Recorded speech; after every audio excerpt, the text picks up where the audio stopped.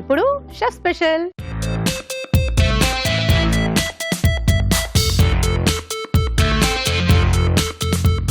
మరి శ్రీనివాస్ గారు ఈరోజు షెఫ్ స్పెషల్ ఏం చేయబోతున్నారు? ఈరోజు కలయిగూర చేయబోతున్నాం అండి. కలయిగూర అంతేనా?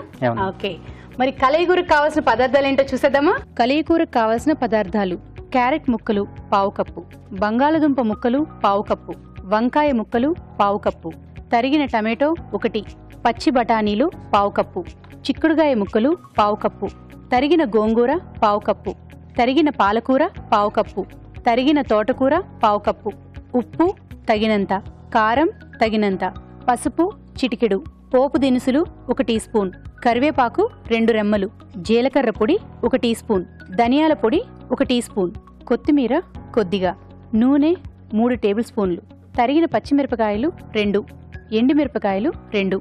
కావలసిన పదార్థాలు చూశారు కదా, ఇప్పుడు తయారీ విధానం చూద్దాం. కలయిగూర బాగుందండి, చాలా ఐటమ్స్ ఉన్నట్టున్నాయి. అవునండి, చాలా వెజిటేబుల్స్ ఉంటాయండి. స్టార్ట్ చేద్దాం. Mixed vegetable curry same. Oh so stove వెలిగించుకున్నాను. ఓకే అండి. కొద్దిగా ప్యాన్లో ఆయిల్ వేసుకున్నాను.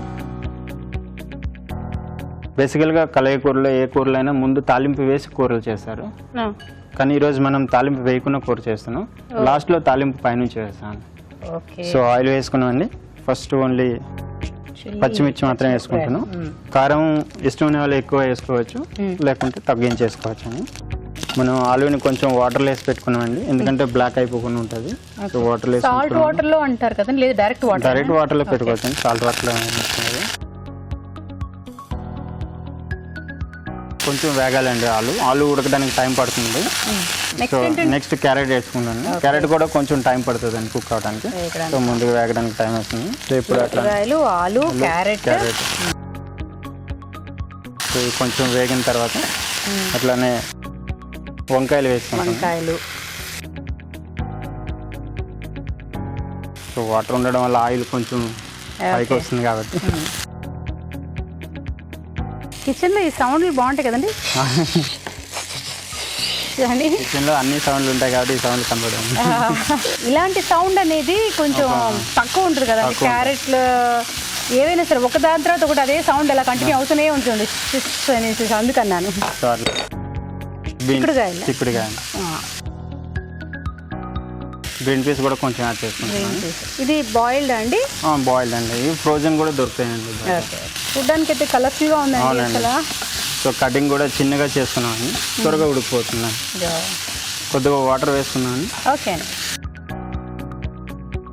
మీరు వెయ్యాలి అని చెప్పాలి కానీ వెంటనే వేసేస్తామండి. చాలు, కొంచెం వాటర్ వేసుకుంటే చాలండి, ఎందుకంటే మనం ఆకుకూరలో కూడా వేస్తాం ఇందులో. సో ఆకుకూరలో ఎక్కువ వాటర్ వదులుతుంది కాబట్టి కొంచెం వాటర్. ఆయిల్ సరిపోతుందండి చాలా, అంటే మీరు చాలా తక్కువ తీసుకున్నట్టున్నారు. అవునండి, చాలా తక్కువ తీసుకున్నాం. అంటే ఇవి మాడిపోతూ ఉంటాయి కదండి, ఆయిల్ తక్కువ ఉండటం వల్ల మాడిపోతుంది అని అంటారు కదా, అందుకనేసి అడిగాను నేను. ఆయిల్ తక్కువ. వెజిటేబుల్ ఫ్రెష్ కాబట్టి వాటర్ క్వాంటిటీ ఎక్కువ ఉంటుంది, మనం కుక్ చేసినప్పుడు వాటర్ రిలీజ్ అవుతుంటుంది.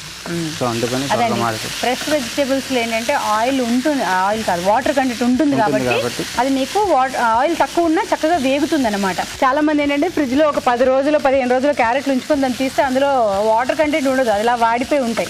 సో ఫ్రెష్ గా ఉండే వెజిటేబుల్స్ చేస్తే సో అందులో వాటర్ ఎక్కువ ఉంటుంది కాబట్టి ఆయిల్ తక్కువ వాడచ్చు కదండి. సో ఇప్పుడు మనం గోంగూర కూడా యాడ్ చేస్తాం. గోంగూర, అవునండి. సో అలాగే ఇది పాలకూర అండి. పాలకూర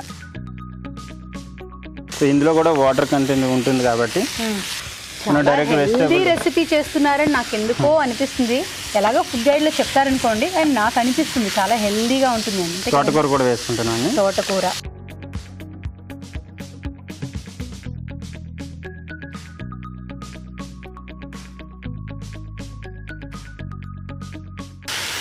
భావన గారు, ఇప్పుడు మనం ముందుగా సాల్ట్ యాడ్ చేసుకుందామండి. ఓకే, ఇంతవరకు ఏమీ వేయలేదండి మసాలాలు ఏమి. సో సాల్ట్ కొంచెం యాడ్ చేసుకుంటున్నాం. ఓకే, కారం అండి? కొంచెం కారం యాడ్ చేసుకుంటాం. సరిపోయింది, ఆల్రెడీ మనం పచ్చిమిర్చి వేసుకున్నాం కానీ కాబట్టి కొంచెం యాడ్ చేస్తే సరిపోతుంది కలర్ కోసం. ఓకే, కొంచెం పసుపు అండి. ఓకే, సో జీలకర్ర పొడి, జీలకర్ర పొడి, సో ధనియా పొడి కొంచెం. చూడడానికి అన్ని వెజిటేబుల్స్ కలర్ఫుల్ గా కనిపిస్తాయి, కానీ అందులో ఉండే ఫ్లేవర్స్ అన్ని తినేటప్పుడే తెలుస్తాయి. అవునండి. సో ఇది ఉడకడానికి కొంచెం టైం పడుతుందండి. ఉడకడానికి కొంచెం టైం పడుతుంది కాబట్టి ఈ లోపు మనం ఒక చిన్న చిట్కా చూద్దాం. ఇప్పుడు మీకోసం మరో మంచి చిట్కా.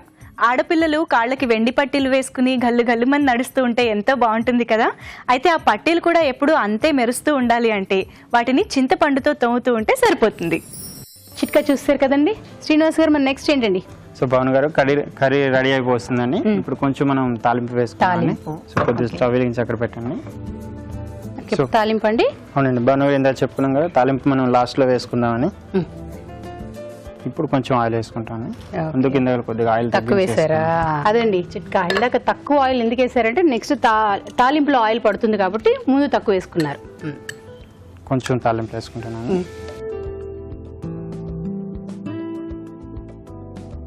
సో కొంచెం ఎండుమిర్చి,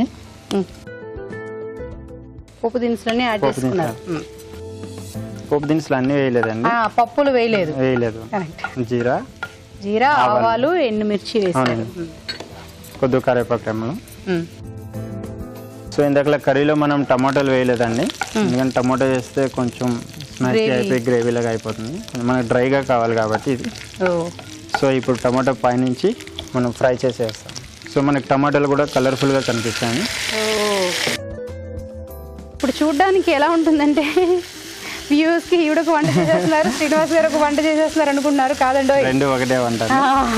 సో టమాటా తాలింపు రెడీ అయిపోయిందండి. కలర్ఫుల్గా ఉంది టమాటా కూడా. సో మనం ఇందులో యాడ్ చేసుకుంటున్నాం. చాలా మంది వాల్యూమ్ కొంచెం ఎక్కువ పెట్టేసేసి అలా కిచెన్ లోకి వెళ్ళి వచ్చేటప్పటికి చూస్తే ఇదేంటిది ఈవిడ కూడా చేస్తున్నారు అనుకుంటారు, అందుకని. సో రెడీ అయిపోయిందండి. ఓకే, కలయి కూర రెడీ అండి. కలయి కూర రెడీ. సో చూసారండి ఎంత కలర్ఫుల్ గా ఉందో. చాలా కలర్ఫుల్ గా ఉందండి నిజంగానే. ఇప్పుడు మనం ఒక సర్వింగ్ బౌల్ లో తీసుకున్నాం. ఓకే, సో స్టవ్ ఆఫ్ చేసేద్దాం.